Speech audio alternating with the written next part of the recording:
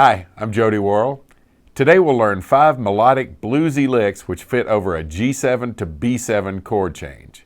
I'll teach the nuts and bolts of the lick, then we'll jam together by trading the licks back and forth with the track. Let's take a look at number 1.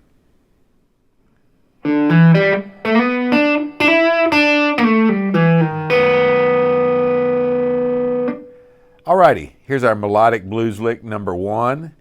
G7 to B7. So I'm thinking of G, and I'm also thinking of an F note, which makes it a G7.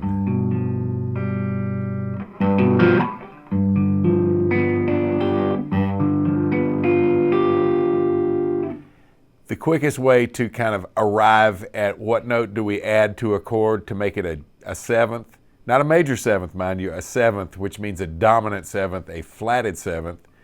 So just kind of work out what the note is that's a whole step, 2 frets below the root of the chord, and add that to the chord. So here's a G, so it's an F that we need added to our G chord. There's one, or there's another one. So there are a lot of different little G7 triads we can play.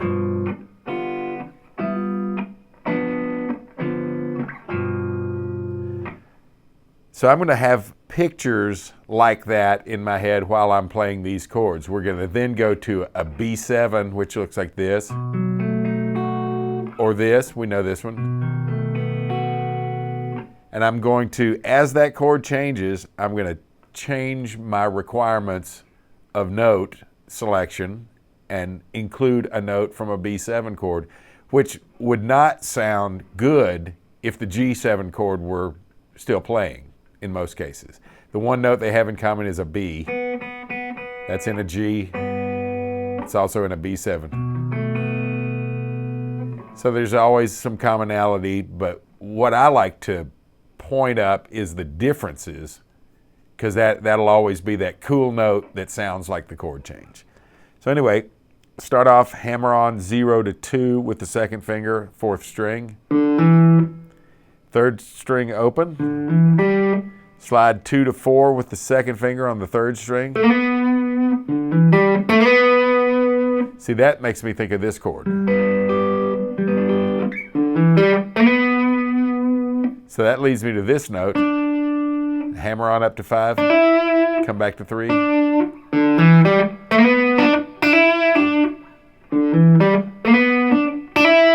And make that hammer on, give it some stuff. We're back down to that 3rd fret. Then I'm going to unslide, same way I went before. I went up, coming back. Notice the thumb's not going.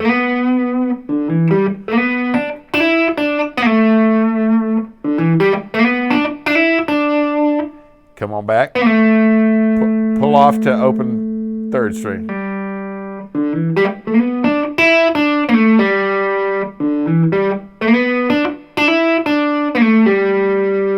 Then I'm going to play the 2nd fret on the 4th string. We're almost back where we started. Now I'm going to lead us into that B7 chord by playing this note. The chord changes, and I'm going to add the open 2nd string. Sorry.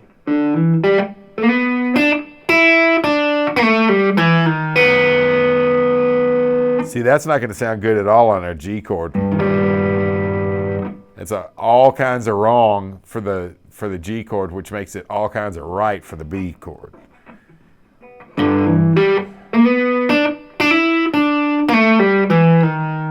And we've got that fingered, a pull off from 2 to 1 on the 4th string. Then I'm just going to add the 2nd string open.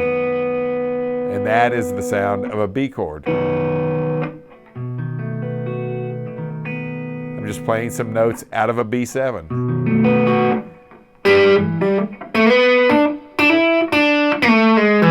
Oops.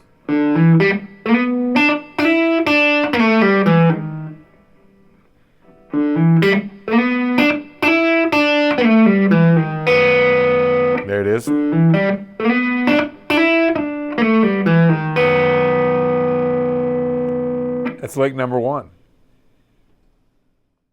Now I'll play that one with our track.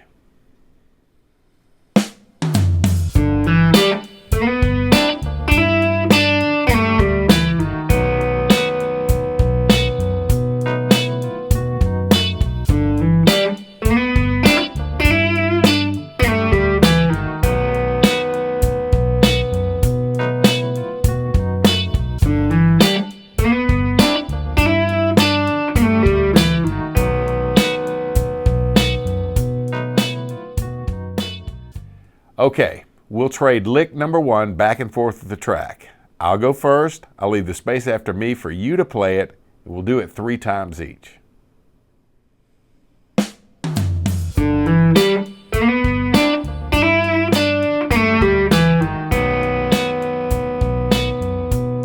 Now your turn.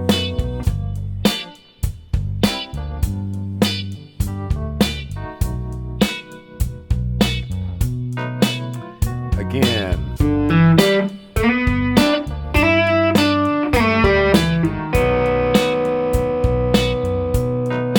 And your turn again.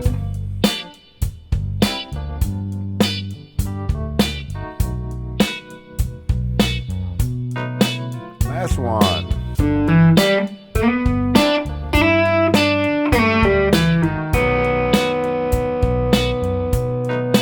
Now your turn.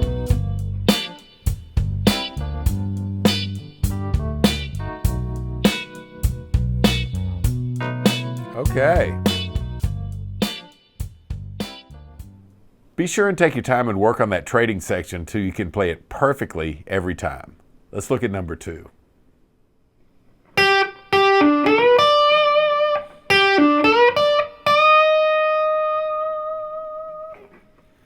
Alrighty, we're starting off. I'm thinking of this G chord now.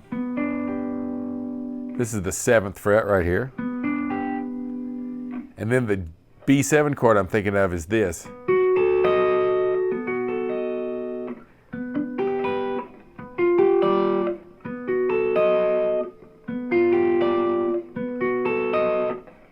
So we're going to start off, we're going to play. That's the 8th fret, 2nd finger, 2nd string. Play it twice. Then play the 7th fret of the 3rd string. Then I'm going to jump, it's a little bit of a stretch, up to 3rd finger, 10th fret, 2nd string. And I'm going to bend that immediately up to the 12th fret.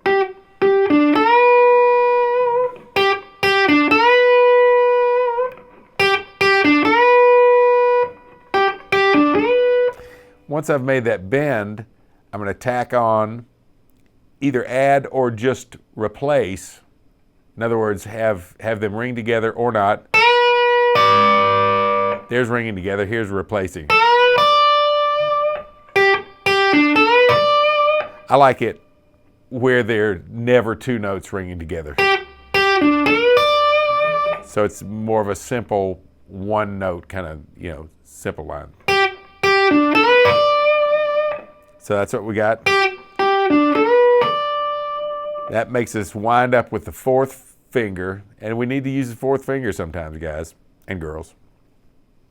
4th finger, 10th fret, 1st string. Then we're going to play that 8th and 7th fret notes again. So we're going to repeat this part with the bend. So we're playing that twice. Rest. So it's kind of the same thing twice. Rest. Then, once we get there, the second time, I'm going to bend that 10th fret note up, not a whole step, not kind of like what you'd want to do. We're going to go a half step, because that's a note for our B7. I want to turn this note into this one.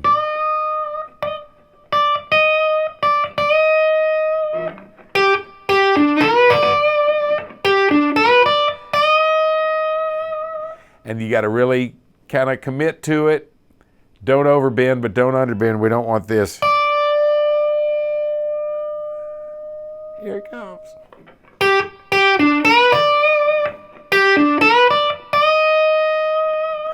And I love a lick that all by itself you can hear the chords changing in it.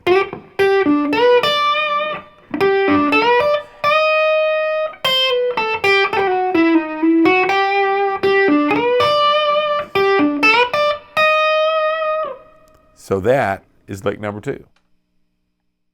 Now I'll play it with the track.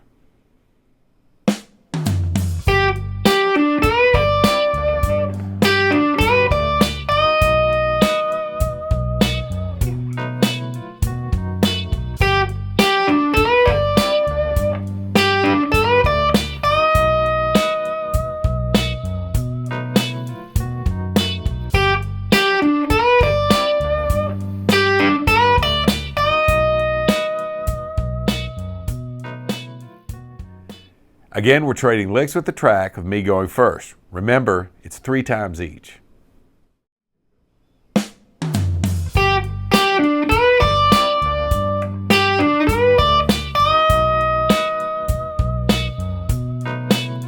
Now you.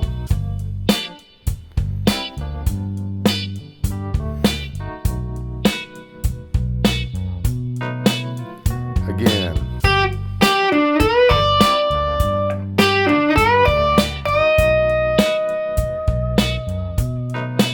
Now you.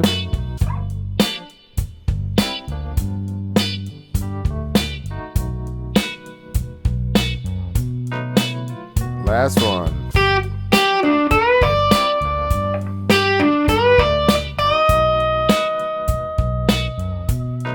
And you.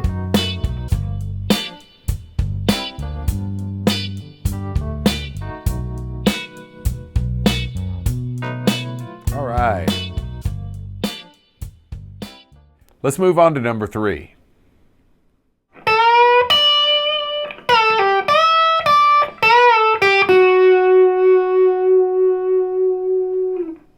Alrighty, here's lick number 3. Again, I'm kind of thinking of this G, or this G7, this G9, or this G7.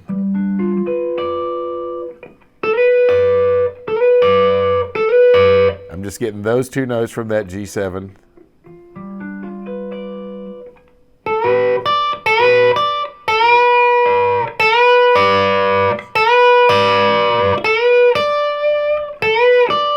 So we're just bending 10 on the 2nd string up to 12.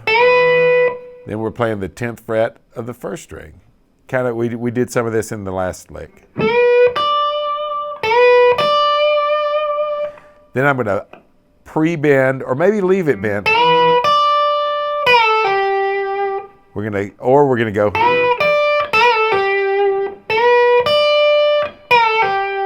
A pre-bend is a really cool thing to do. You gotta bend, then play.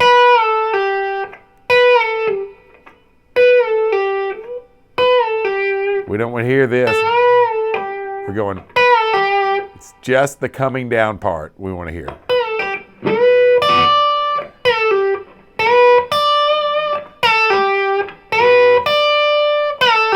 So you can leave it up if you can kill it.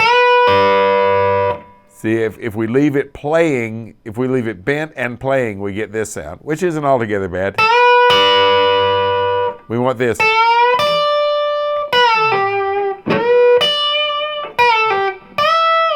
Then we're going to bend 10 up to 12 on the 1st string, and then play it unbent. You could go, but we don't want this. We don't want any kind of hunting sound. We want to go right to it.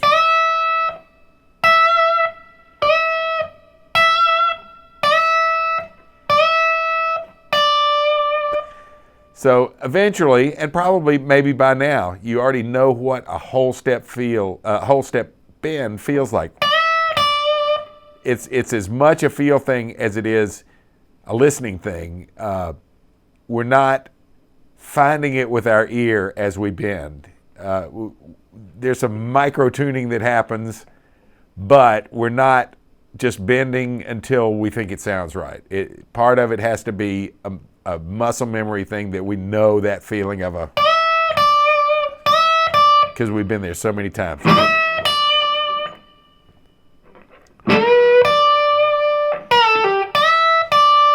Then we're going to bend up 10, up to 12, and back to 10. 8th fret, that's on the 2nd string. 8th fret, then the 7th fret. See, that note would have been poison against our G7 chord, because our G7 chord has an F in it. We would have had this sound, which is not good. But man, that F sharp, when the B7 chord comes,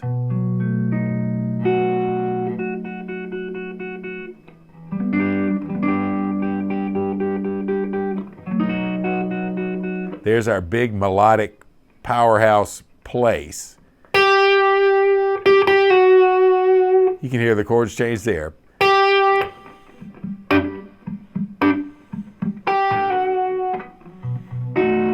So we're taking advantage of that. The whole lick is built around nailing that change and introducing and defining the 2nd chord.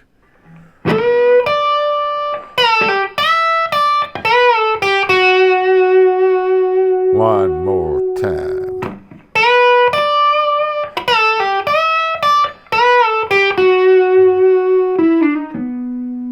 There's lick number 3. I'm going to play that one with the jam track.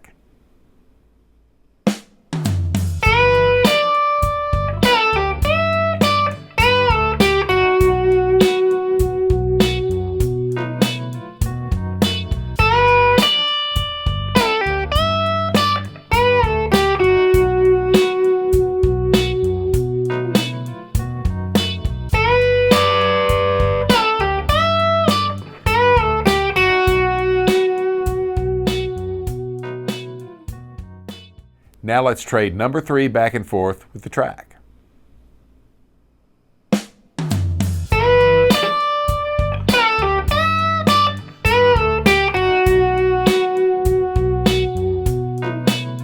Now you.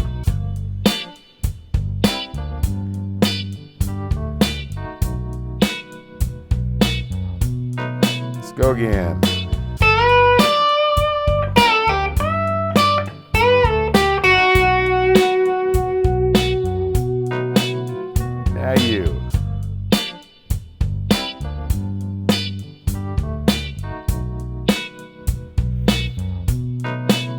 Last time.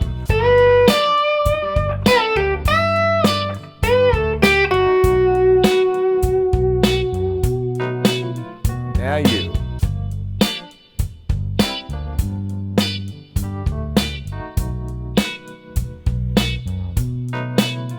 All right.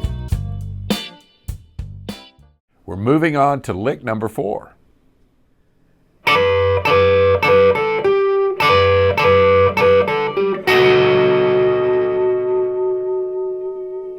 Alrighty, we're making a lick out of chords completely here. I'm thinking of our G7 as like the top 4 notes of a G chord. Up here are, or there's G7, 12th fret, 10th fret, 12th fret, 10th fret on the 4th, 3rd, 2nd, 1st strings, or 12, 12, 12, 10 from the 4th string up.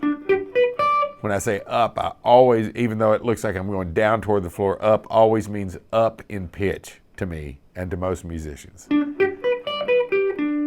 So, I'm thinking of these 2 notes, the 12th fret, 2nd string, 10th fret, 1st string. All right, I'm going to arrive at those notes with a hammer on, which means I'm going to park my first finger right across the 10th fret of the first 2 strings. And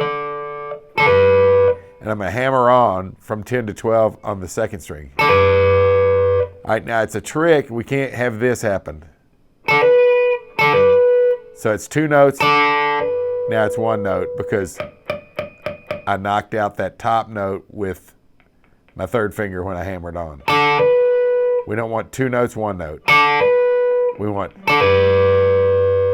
which means you got to be really vertical. That thing has to be a real fingertip note, that third finger hammer on. So we're going to do that 3 times. After the third hammer on, we're going to play those 2 notes across the first 2 strings at the 10th fret. And then I'm just going to play the 12th fret, which is a G note all by itself.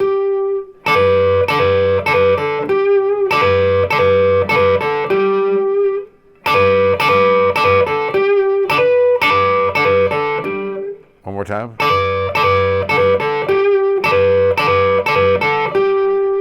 Then, that happens twice. Then the next thing I'm going to do is I'm going to play a B7 chord, which is this. So some cool things are going to happen.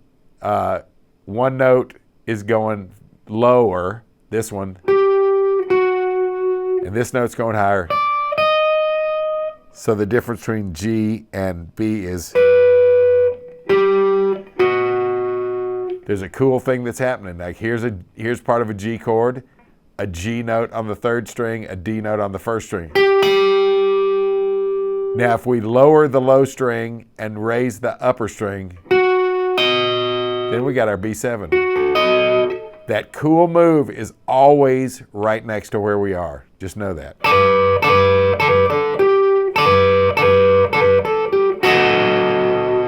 So I'm just going to nail that B7 chord, which is the 11th fret 3rd string, 10th fret 2nd string, 11th fret 1st string.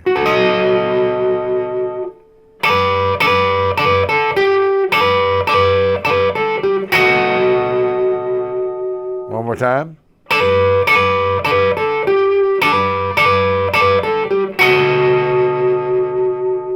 There's lick number 4. Let's hear how that one sounds with our track.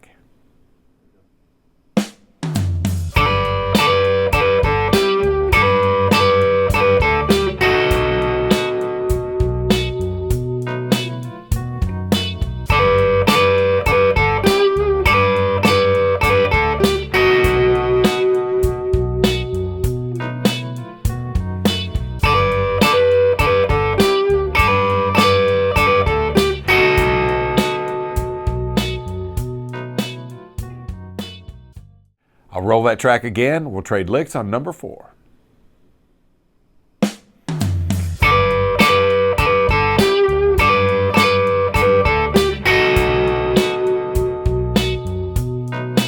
And now you.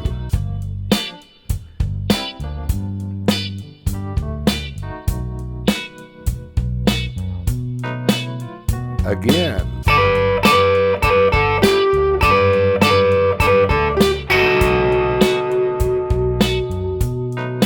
Now you.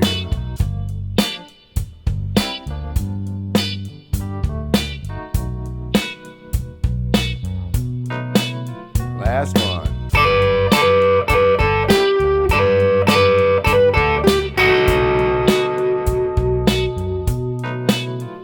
And now you.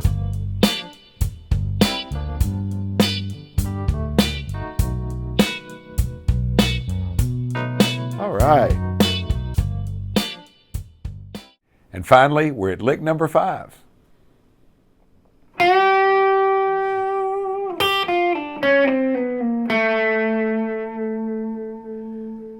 Again.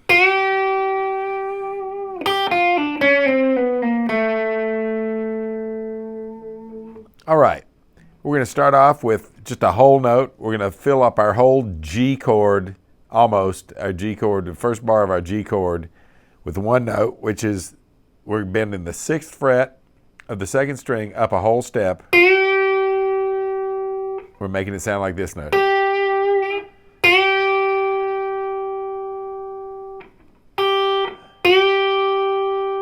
So do that. 2, 3, 4. 1 and 2 and 3 and 4 and 1 and 2. Then we're going to play our 8th note lick, bar 2, It'll start off with the 3rd fret, 1st string. It's the same note we've been playing. Then we play 6th fret to 3rd fret on the 2nd string. Then 6, 5, 4, 3, 2 on the 3rd string.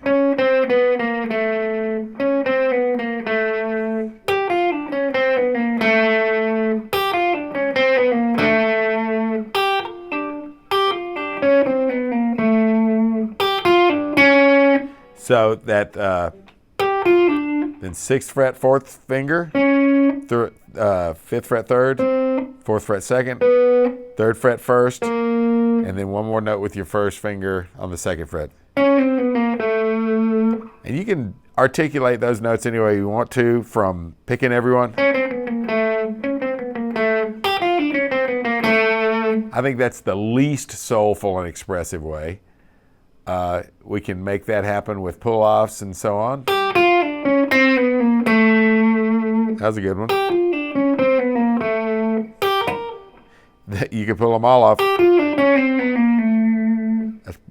It's hard to do.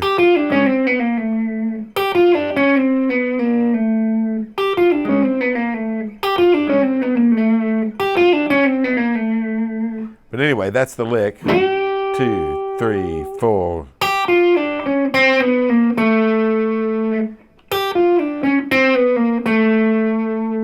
Just a nice chromatic run from 6 down to 2 on the 3rd string.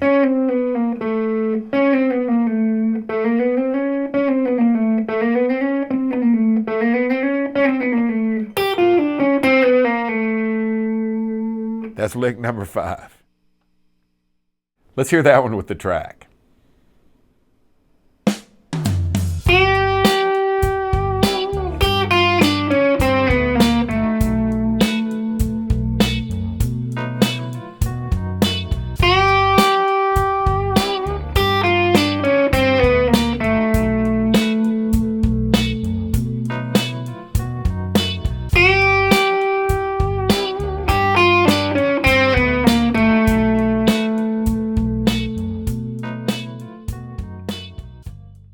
And finally, we're trading lick number 5 back and forth our customary 3 times.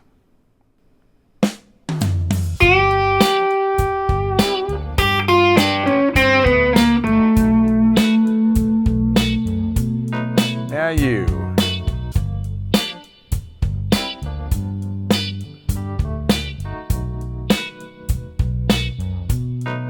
Again.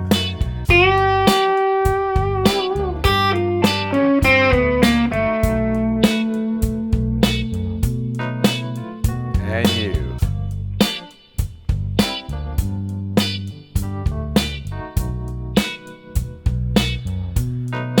Last one.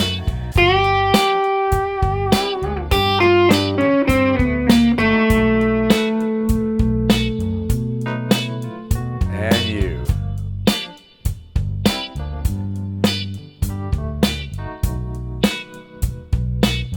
All right. I hope this lesson shed some light for you and got you thinking about ways to put more melody into your blues playing. I'm Jody Worrell. I'll see you next time.